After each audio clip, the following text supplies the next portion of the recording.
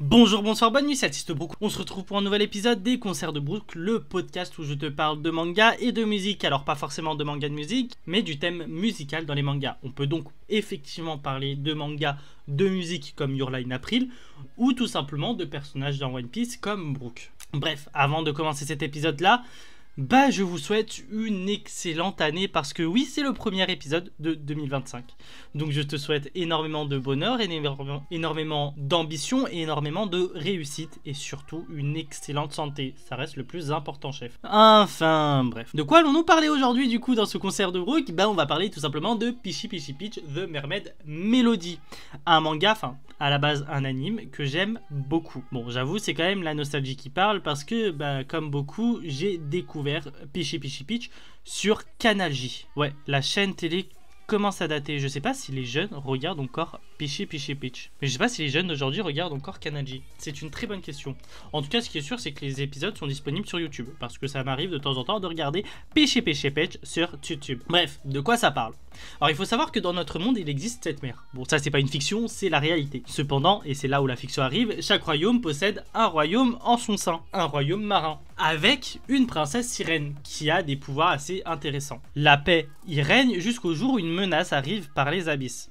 Lucy, une jeune princesse sirène, celle du Pacifique, va devoir combattre cette menace. Cependant, elle doit retrouver sa perle qui permet d'activer ses pouvoirs et son chant, mais aussi les 6 autres princesses sirènes. Maintenant qu'on a mis les bases de PFPFPit, on va commencer direct par la romance. Si vous aimez ça, vous allez kiffer. Parce que on parle d'une romance quand même qui s'installe avec Lucy et un autre personnage qui est vachement cool à suivre, moi j'aime bien. Bien sûr, ça reste un shoujo, mais vraiment un shoujo, je trouve, qui est axé au plus jeune. On est limite au Kodomo que du shoujo. On est loin du shoujo à la, par exemple, Studio Cabana qui est quand même un peu plus complexe. Dans Peachy Peachy Peach, on est un petit peu dans ce truc assez manichéen avec le mal, le bien, tu m'aimes pas.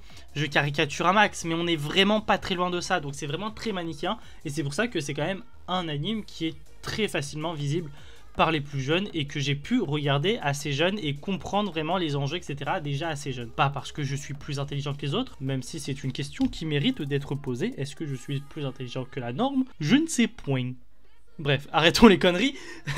Mais c'est juste surtout parce que c'est très facile d'accès. Maintenant, musicalement parlant, est-ce que ça vaut le coup? Rappelons-le, le titre s'arrête quand même Peachy Peachy Peach The Mermaid Melody, la mélodie des sirènes. En ce qui concerne l'animé, rien à redire. On a des scènes de chant incroyables. Vraiment, c'est développé, c'est présent, c'est là, etc. Donc c'est cool, ça marche. En manga, malheureusement, ça ne marche pas. Il faut savoir le dire quand ça marche ou pas. Et malheureusement, je trouve ça beaucoup trop rapide.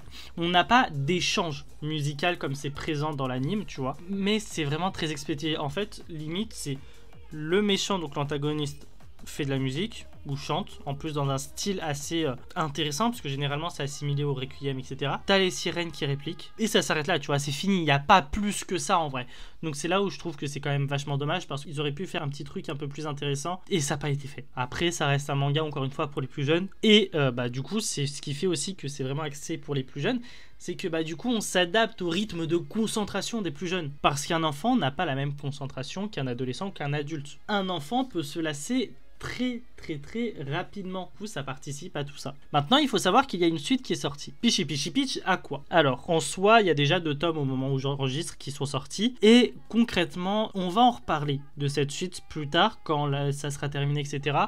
Dans le cas où j'arrive à le terminer. Alors pourquoi? J'ai quand même des attentes sur cette suite. Une suite doit certes aller dans la continuité dans l'œuvre, mais elle doit aussi avoir sa propre identité. Malheureusement, actuellement, j'ai plus l'impression de revoir un remake ou un remaster en tout cas de Peachy Peachy Peach qu'une réelle suite. Les enjeux sont les mêmes, les combats sont les mêmes, la façon de faire sont les mêmes, certains personnages sont identiques et je pense notamment à certains antagonistes. Bref, pour le moment, Peachy Peachy Peach Aqua, c'est pas réellement une suite, c'est juste un remake, un remaster. Et je trouve ça vachement dommage.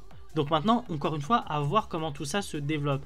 Mais ce qui est sûr, c'est que si il ne change pas rapidement cette trajectoire-là, moi derrière, je vais forcément être déçu. Et franchement, là, j'ai lu 2 tomes, je lis le 3e tome et je vais réellement réfléchir à est-ce que je continue ou pas.